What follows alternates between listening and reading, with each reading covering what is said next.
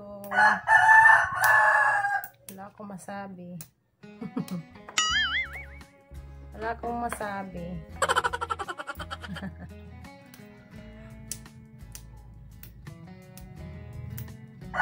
Ano bang kwento natin ngayon?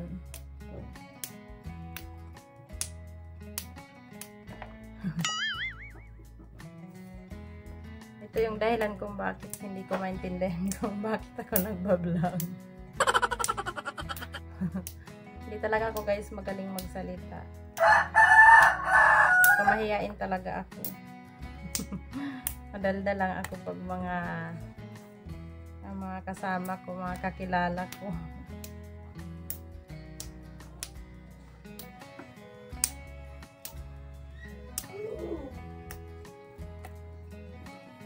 Kaya minsan pag matao hindi ako nagsasalita. Pag video ako ng ibang tao hindi ako nagsasalita.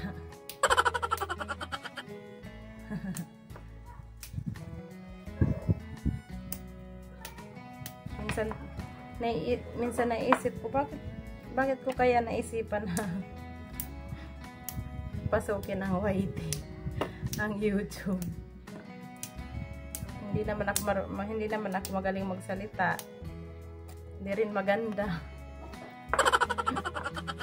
Nasa kumpanya pa guys yung asawa ko. Madalas siya nag-overtime. Umuwi siya mga late na, mga 9 PM, minsan 10 PM, 11, minsan nga mag-uumaga na. Pag wala pa siya, hindi ako makatulog. Ang ginagawa ko, nanonood ako ng mga vlogs sa YouTube. Katulad nila, Simply Race, saka mga family vlogs. Yan ang gustong-gusto ko panoorin. Minsan naisip ko rin na mag-vlog, family vlog. Pero hindi ko naman naisip na tutuhanin kasi yun nga, wala naman akong alam sa YouTube dati.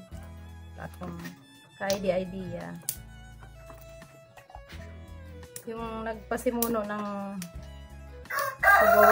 pag-YT namin, yung mga anak ko nung time na pandemic. Lagi sila nakakulong dito sa bahay. Kahit nandito kami sa probinsya, bawal talaga palabasin yung mga bata. Kaya nasa bahay lang talaga sila. Tapos yung isa kong anak gumawa ng account sa YouTube gamit yung Google account ng papa nila. Hindi na paalam sa akin. Narinig ko lang na sabi niya, ay may subscriber na ako. Saka may mga views niya na daw yung Sabi ko, ano yan? Saka ko na-discover na meron siyang account sa YT. Tapos nung sunod na buwan, magsisimula na po yung modular na class. Kaya sabi ko itigil yun kasi nakukuha yung time nila. Tsaka ayaw ko sila nagbababad sa gadget. Sabi ko sa kanila, itigil na nila yung mga gacha tuber sila eh. Sabi ko, itigil na nila yung ginagawa nila kasi madidistract naman yung pag-aaral nila sa pag-YouTube nila. Tapos, sabi ko sa mga anak ko, gawa na lang tayo ng account na pag-uploadan ng mga video namin na yung mga video ba nila. Yun na lang kako yung gawin natin para may nakikitang mga video nila bang lumalaki. Yun lang naman yung purpose namin na upload ng video. Parang sa Facebook lang ba nakikita nila yung anong itsura nila nung last year, mga ganun. Sinubukan namin gumawa ng account ng channel. Tapos hanggang sabi ko, ano ba yan? Ang hirap naman pala. Ang hirap-hirap mag-edit ng video. Tapos hindi ko pa alam nun kung paano gumawa ng thumbnail. Hanggang nanood na lang ako ng mga tutorial sa YouTube para matuto ako. Pero yung anak ko na isa, yun nagturo sa akin gumawa ng thumbnail kasi wala akong idea gumawa paglagay ng thumbnail. Madali lang gumawa kasi yung paglagay dati hindi ko alam kung paano. Siya yung nagturo sa akin. Tsaka nanood din ako ng mga tutorial. Kaya ako natuto gumawa ng thumbnail. Tapos yun, tinuloy-tuloy namin. Upload ng video.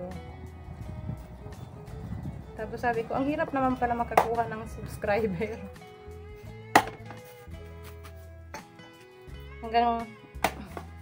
Hanggang na-discover ko mag-join sa mga live streaming.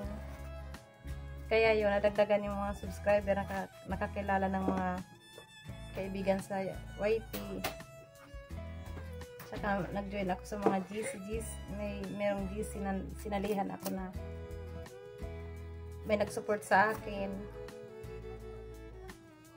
sa WH ko. Natulungan din nila ako. Yung dati, yung goal ko, ay yung parang naisip ko, kasi parang mahirap dati para sa akin na abutin yung 4,000 WH. Sabi ko, sino ba manonood ng video namin para abutin yung WH na 4,000. Hanggang yun, napapanood ko na nakakatulong yung pagla-livestream kahit silent LS. Yung ginawa ko, nakatulong din. Hanggang dumating sa point na na-monetize yung channel namin. Nakakatuwa kasi yung makikita mo yung mga video nyo na may ads na yun. Nakakatuwa din na ganon. Kaya sa katulad namin, katulad ko na baguhan, tsaga lang po. Ma-achieve nyo rin yan.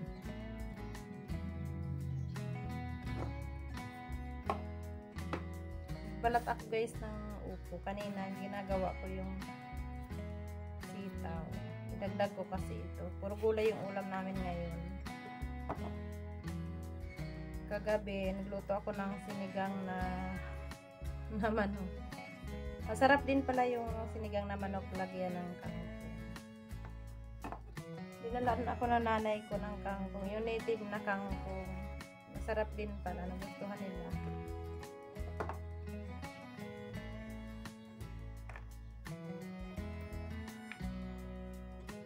Ngayon, puro naman kami gulay.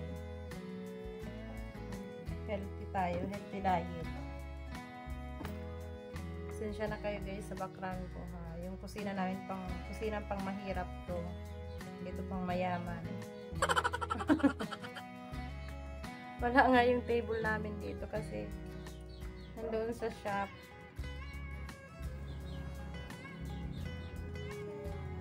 Kung ano-ano yung nakapatong.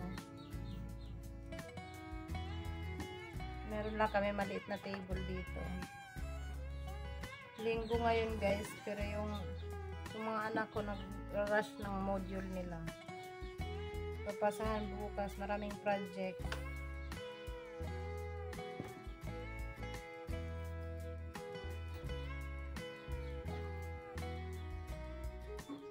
Marami ako patula guys.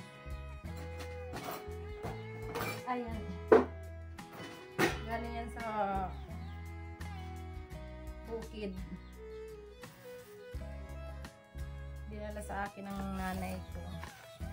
Pato yung upo, yung kangkong na nilagay ko kagabi sa sinigang. Galing yun doon. Maraming libre dito sa probinsya. Hindi nga lang marangya yung pamumuhay dito, pero maraming mga pangangailangan na makukuha ng libre. Kaya hanggang probinsya lang talaga ako guys. Hindi ko ano yung buhay sa city. Pero syempre yung mga sanay naman sa city, hindi naman sila sa buhay dito sa probinsya. Parang mahirap din sa kanila yung buhay probinsya. Pero ako, dahil sanay ako dito sa probinsya, ito yung buhay na nakasanayan ko. simpleng buhay.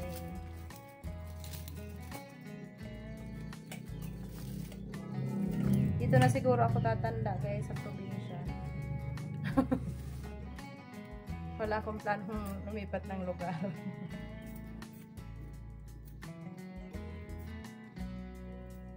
Probinsya na.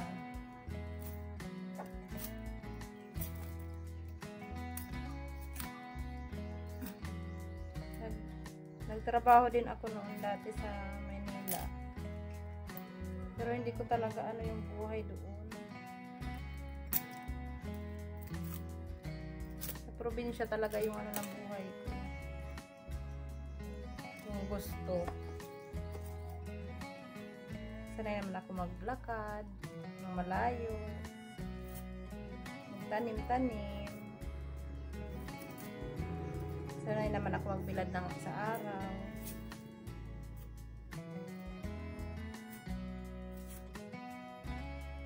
Kaya dito na lang ako sa bundok.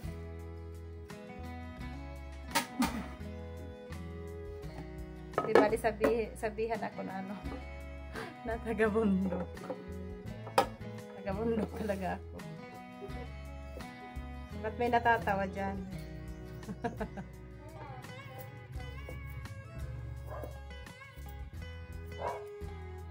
Okay lang sa akin sabihan na taga-bundok ako.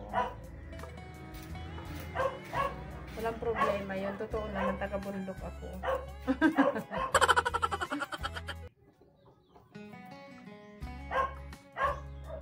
Balat ako guys sa mga sibuyas maliliit.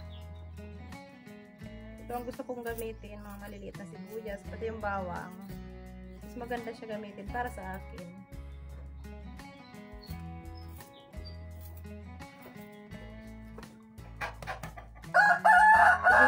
Igigisa ko na lang to kasi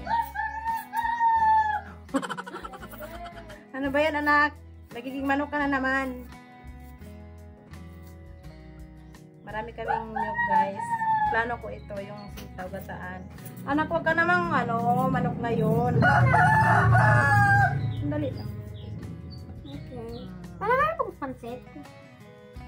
Pansit. Kahapon tayo nagluto anak ng pansit. Ano pansit tayo? O, tingnan mo yan. Nagiging manok ka na. Palibhasa, yung mga nasa paligid mo manok. Nagiging manok ka na.